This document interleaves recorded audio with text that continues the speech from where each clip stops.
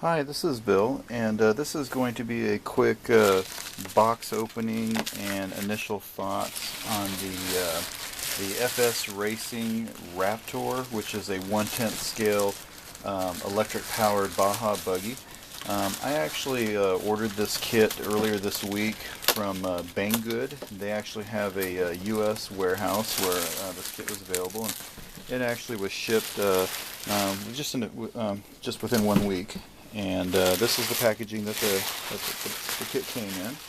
And let's see if we go ahead and get this box opened up. And basically, what I really like about this kit is that they're advertising that it comes with waterproof electronics. More specifically, they're saying it comes with a Hobby Wing 45 amp speed control, and they're saying that it supports up to 3-cell LiPo. Now, it does come with a 1800 milliamp nickel metal hydride battery. This looks like the radio here. We'll go ahead and open this up real quick. And it's supposed to be a FlySky FSGT2 that comes with it. And it looks like the newer silver model. And this looks like this might be the charger. Yeah, it comes with a standard wall wart charger. Looks like I'm going to need to put get an adapter for this charger. I'm not sure if we'll have to look and see if it came with the kit. But this is a standard 220 charger. I need to get this a converter on here to convert it to a 110 outlet.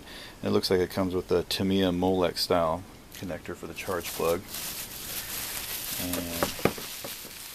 And this is a traditional FlySky FSGT2 radio, and comes with a short antenna tube and a bind cable with a bind reset button that goes into the receiver. And let's take a look in the inside of here. And it has all your standard features here for the normal reverse on both sides for the throttle and the steering. It's got indicator lights here for the power LED. As well as the standard dual rate. It's got a bind button press there. You've got a steering trim, throttle trim, and a dual rate adjustment for how far the steering can adjust. And this is your on-off power switch. It comes with a DSC port on the back here. I have used these DSC ports in the past with a VRC racing, so you can actually race RC cars online anywhere with other people around the world. And it has a standard Futaba style charge port on here if you wanted to put some rechargeable batteries in here. I have used this radio in the past. I'm very happy with it. As far as a basic feature, it takes 8 AA size battery. It'll take standard alkaline cells as well as nickel metal hydride rechargeables. I have recharged it, and this will last very long. There are no advanced features on the radio, but just your basic no frills radio. Let's see what we've got inside the box here.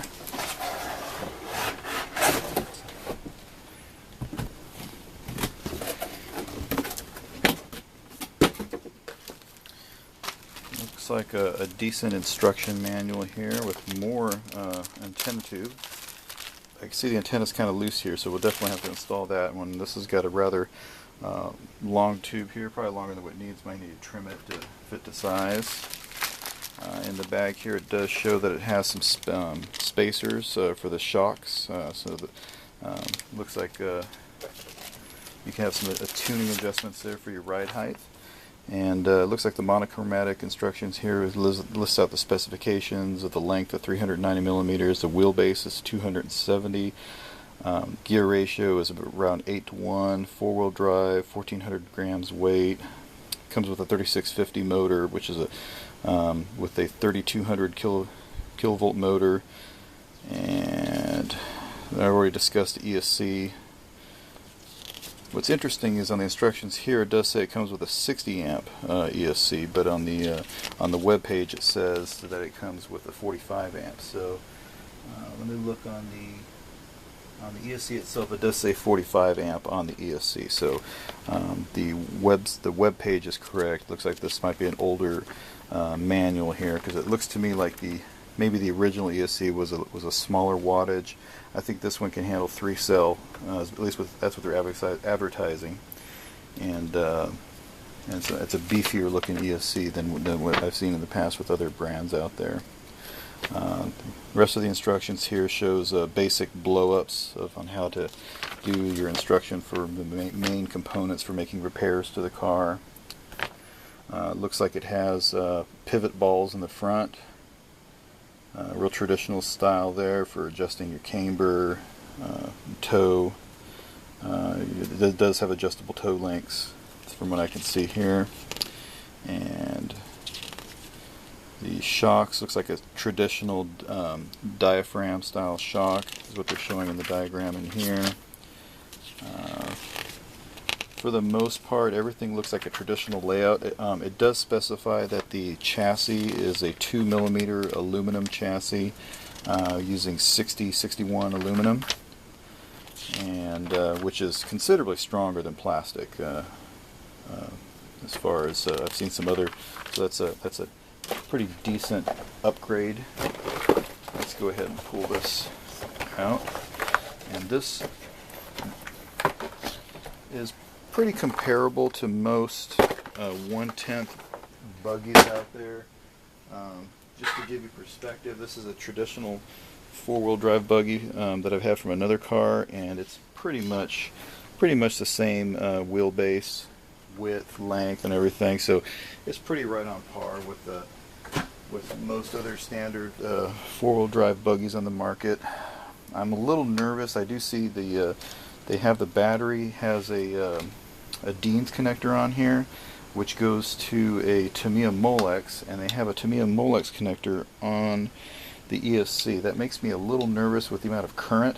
Now for a nickel metal hydride battery, that's probably not going to be that big of an issue, but if I'm going to put a 3-cell LiPo on this thing and run this at its full rated capacity, I'm probably going to go ahead and replace the Tamiya Molex connectors with a Dean's style, just to play it safe, so it can handle the current on there. So that is one thing that you might want to keep in mind.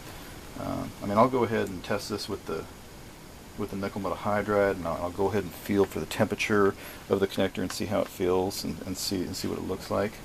As far as the wheels, yeah, that's a pretty stout feeling buggy. The aluminum, it has a nice shiny screen printed finish on top of it, so it almost gives it the appearance of a carbon fiber look, which is real interesting looking. I see a little bump in the chassis here. I'm not sure if that's to protect the gears, the gearbox inside there, so that you don't want to get mud and whatnot cut up in there, and that might actually help protect the bottom of the chassis a little bit as you hit some rough bumps, and maybe not get so many scratches on the back, the rest of the chassis.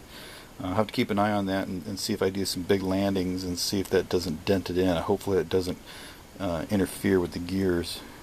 I do see Phillips head hardware throughout, and there are adjustable Ackerman positions on the steering. There are multiple adjustment positions on the lower arms for the front of the shocks. It looks like there are some aluminum caps with a plastic shock body on the shock. The fluid in there feels pretty decent. The action doesn't seem. Looks like the tuning right out of the box feels. The rear feels a little stiffer than I would prefer. The front feels okay. The travel's there. Yeah, it feels like a pretty decent setup. As far as the tuning options on the shock tower, it looks like there are 3 upper tuning options. It looks like there is the same 6061 aluminum in the front, and rear shock towers are also aluminum. Looks like an aluminum tube roll cage, which is anodized green. No, that's not aluminum. That maybe, I can't quite tell if that's aluminum or plastic. Oh, I see what they did. I believe that is aluminum here, and then what they do is they have plastic joint fittings in the corners here for the this little vent scoop, and then it looks like a screen printed PVC body maybe. I'm not sure if that's Lexan. It kind of feels like a PVC screen print. Let's go ahead and see if we can remove the body and take a closer look inside. I do like how the brushless motor is mounted somewhat high on the chassis. Gets a good cooling effect on there. It looks like it has working LED lights. I see some wires running up along the tube cage and going down into the what appears to be a waterproof receiver box. That looks pretty impressive. So that kind of matches it. Let's see if this says waterproof. Let me go ahead and it might be just water resistant. But let's see what we've got here. Oh yeah, there is a foam liner all in there. So yeah, I do believe that is intended to be waterproof. So I am feeling a nice foam lining. I'll put those clips on later. But yeah, that does appear to be a waterproof receiver box. I know the servo is waterproof, and all sensorless motors are waterproof by default, and of course you got the waterproof ESC, so that's a good combination all the way around. I see an aluminum upper deck. So as far as plastic parts go, it looks to me like, yeah, there's an aluminum drive shaft, aluminum out drives. It's either steel or aluminum out drives on the rear.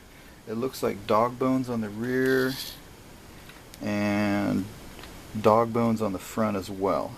I'm not sure if they have an upgrade option for CVDs, but I might be interested in maybe upgrading to CVD at one point. Well, I'll just drive it the way it is and see how it goes. See if what it'll take to pop out a CVD in the front. I do see some droop screws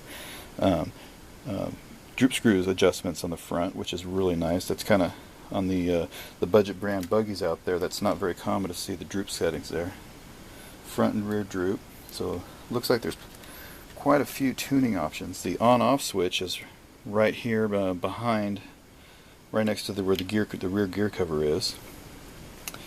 And as far as tuning goes, it looks to me like I see some E-clips on the upper or on the rear camber links on the center. There is no additional tuning options for the camber on the middle, but there are 3 tuning options in the camber here, so you can go up, down, and shorten the length. There are turnbuckles.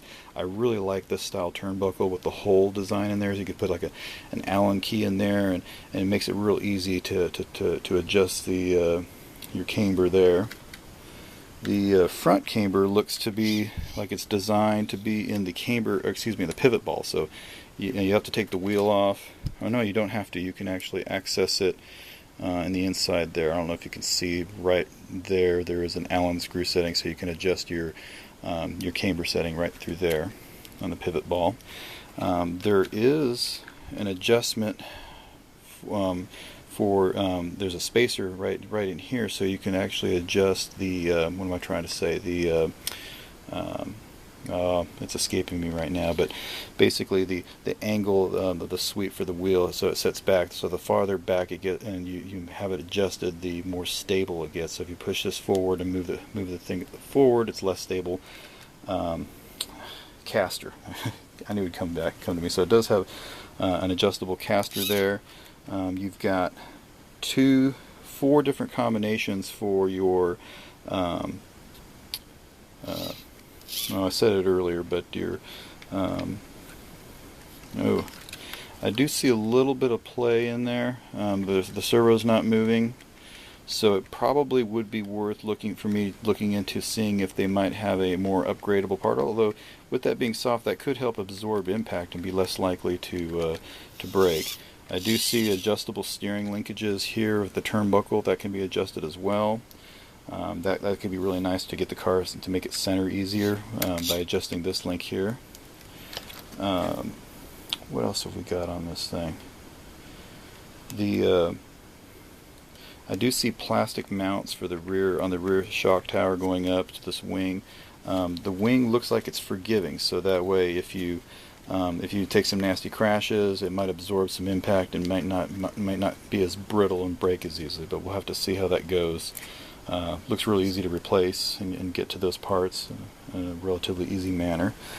You know, there are actually some metric screws here. I do see some socket head caps for the upper shock mounts, but everywhere else seems to be Phillips. And I see a rear brace here. The chassis feels pretty, I mean, there's no flex, or I should say hardly any flex to that chassis. Yeah, it's pretty, that thing's pretty stout. I wouldn't say that the roll cage is actually adding any rigidity to the chassis, but yeah, this is a pretty. I'm actually pretty excited about driving this car. The tires feel kind of like a medium to medium hard compound. Looks like a good general purpose tire would be my guess. The green outline is actually part of the wheel itself. The wheels are glued in place. The wheels feel pretty. There's not much flex to the wheels, so that's good.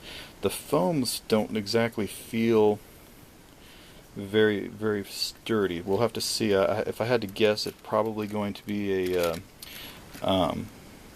probably an open cell foam. The rear diff is adjusted relatively loose, which for me, for on-road drive, if I was going to drive this on the street, I think that's a really good setting for the rear diff. The front diff is much tighter. Well, no, they're about the same. So for my setup, no, the front feels a little bit. I'm going to have to take this apart and see what we got going on in the diffs and kind of do some exploratory in there and see what we're dealing with. It almost feels like there is no diff action, and that some sort of fluid needs to be put in there. So I'm going to go ahead and do some investigation on that and see what we've got going on. But so far, for what I see for a entry-level buggy basher type car, this looks very promising to me. I'm going to have to do some test driving, look for some more videos in the near future, and more of my thoughts, and we'll go from there. Thanks for watching, and we'll see you guys on the forums.